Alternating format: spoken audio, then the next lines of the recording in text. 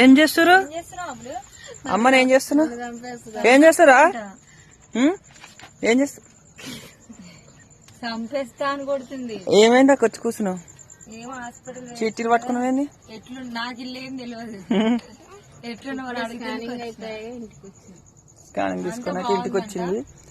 ఎవరు అయితే heart beat ఎంత అని అడిగిరట. 132 అంట. చెప్పండి మరి ఏం చెప్తారో.